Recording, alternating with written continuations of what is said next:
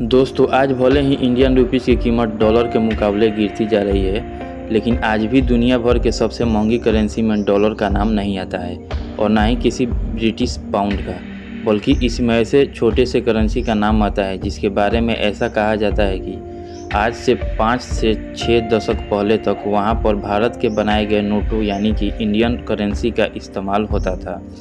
ऐसा क्या हुआ उस देश में कि आज इस देश की करेंसी पूरे दुनिया की सबसे महंगी करेंसी बन गई है। दोस्तों उस देश का नाम है कुवैत और वहाँ की करेंसी का नाम है कुवैती दिनार। और आपको बता दें कि आज के टाइम में एक कुवैती दिनार की कीमत 270 इंडियन रुपया है। लेकिन आखिर ऐसा क्या हुआ कि उस देश की करेंसी ने खुद को इतना मजबूत बना लिया है? इसे समझने के लिए आइए थोड़ा कुवैत के इतिहास पर हम नज़र डालते हैं। कुवैत गल्फ कंट्रीज़ में शामिल होने वाला एक ऐसा देश है जिसके पास आज के समय में कतर के बाद दूसरा सबसे बड़ा ऑयल रिजर्व मौजूद है और इसी ऑयल इंडस्ट्री के दम पर छोटा सा कुवैत दुनिया के सबसे अमीर देश के लिस्ट में शामिल है। 1960 से 1970 के बीच में कुवैत ने अपनी पहली करेंसी लॉन्च की जिसकी कीमत 1 दिनार 13 रुपया 33 पैसे की रखी गई। इसी के साथ दुनिया की सबसे महंगी करेंसी कुवैती दिनार की कहानी शुरू हुई। अब इसी कहानी के साथ अब हम आपको बता दें कि 1966 में ही भारत के तरफ से जारी किए जाने वाले गल्फ कंट्रीज के करेंसी को रिजेक्ट कर दिया गया और वहाँ के देशों ने अपनी अपनी नई करेंसी लॉन्च कर ली, जिसकी 2 प्रमुख वजह थी। पहली यह कि 60 से 70 के दशक में ऑयल इंडस्ट्री का ग्रोथ इतना तेज़ी से शुरू हुआ कि इन देशों के पास अमीर होने के अलावा और कोई रास्ता नहीं था। इसके बाद इन देशों ने अपनी करेंसी को लॉन्च करना ही सही समझा।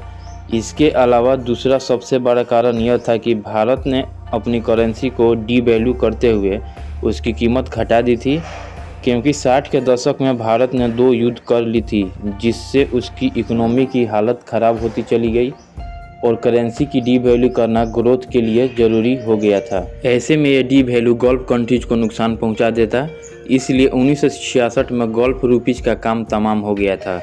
जिसके बाद जब 70 का दशक आया तो कुवैत ने अपनी करेंसी को रिफॉर्म करते हुए एक और नई कोशिश की और 1975 में दिनार को फिक्स्ड एक्सचेंज रेट पर तय किया गया।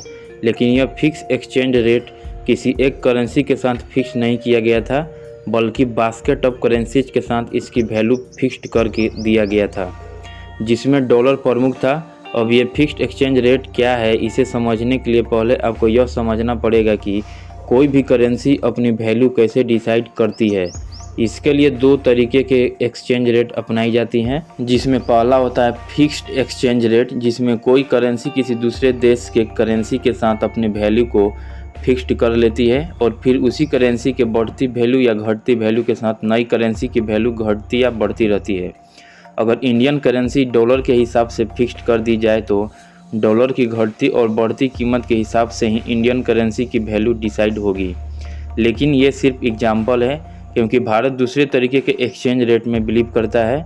दूसरे तरीके के एक्सचेंज रेट को फ्लोटिंग एक्सचेंज रेट कहते हैं, जिसमें किसी करेंसी की वैल्यू पर दुनिया भर की इकोनॉमी में होने वाली उथल पुथल और मार्केट वैल्यू से सीधे तौर पर फर्क पड़ता है, जिसके बाद उसकी वैल्यू उसी के हिसाब से घटती या बढ़ती रहती है। आपको बता दें कि 1990 से पहले भारत की करेंसी भी फिक्स एक्सचेंज रेट पर ही काम करती थी, लेकिन 90 के दशक में भारत में लिबरलाइजेशन हुआ तो उसे फ्लोटिंग एक्सचेंज रेट पर तय किया गया और आज भी वही एक्सचेंज रेट काम करती है। तो दोस्तों आज हम भारत की नहीं बल्कि कुवैत की करेंसी पर बात करने वाले हैं। तो आज आपको बता दें कि कुवैत की करेंसी बास्केट ऑफ करेंसीज के साथ फिक्स्ड है, जिसमें डॉलर, पाउंड, रुपी जैसे करेंसी के साथ उसकी वैल्यू फिक्स्ड किया गया है। फिक्स्ड एक्सचेंज रेट के साथ सबसे बड़ी दिक्कत ये होती है कि किसी देश के साथ किसी तरह की इकोनॉमिक क्राइसिस होती है तो सामने वाले देश को भी यह क्राइसिस झेलनी पड़ती है। अगर कुवैत की करेंसी का सबसे महंगा होने के कारण पर नज़र डालें तो कुवैत सिर्फ और सिर्फ दुनिया भर में अपनी तेल को एक्सपोर्ट करने का ही सबसे बड़ा बिजनेस करता है, जिससे उसकी करेंसी और देश में जाने की बजाय डॉलर और दूसरे करेंसी उसके देश में आती है, जिससे उसका फॉरेक्स रिजर्व ज़्यादा मजबूत होते जाता है और उसकी करेंसी मजबूत होती जाती है।